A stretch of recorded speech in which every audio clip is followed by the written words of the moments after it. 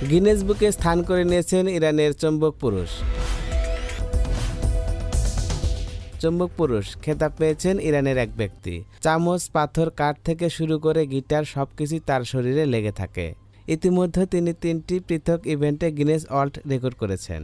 চুম্বক পুরুষ আবুল ফজল মোখতারির এমন একটি ভিডিও সামাজিক যোগাযোগ মাধ্যমে ব্যাপক ভাইরাল হয়েছে। সাম্প্রতিক ধারণ করা ওই ফুটেজে দেখা যায় মোখতারির মুখ এবং পেটের সঙ্গে কয়েক ডজন চামচ লেগে আছে। তিনি জানান এই ক্ষমতা তার ছোটবেলা থেকেই হয়েছিল। কোনো এক ডাক্তার মোখতারিকে বলেছিলেন, মোখতারি, আপনি আপনার শরীরের ইলেকট্রনগুলো সঞ্চালন করছেন, আপনি বস্তুগুলোকে ইলেকট্রন দিচ্ছেন, যে কারণে এই বস্তুগুলো আপনার শরীরে লেগে থাকে। মোখতারি আজও জানান, তার শরীর ঢেকে না রাখলে এই ক্ষমতা উল্লেখযোগ্যভাবে বৃদ্ধি পায়। আশ্চর্যের বিষয় হলো যে বস্তুগুলোকে নিজের সাথে লেগে থাকার জন্য তিনি পোশাক খুলে রাখেন।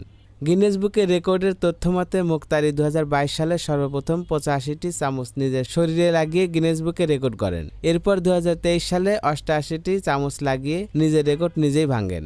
সর্বশেষ চলতি বছরের জানুয়ারি মাসে ইরানি এই নাগরিক তার শরীরে 96টি চামচ সংযুক্ত করে তৃতীয়বারের মতো নিজের রেকর্ড ভাঙেন, যা গিনেস বুকে তৃতীয়বারের মতো স্থান করে নিয়েছে।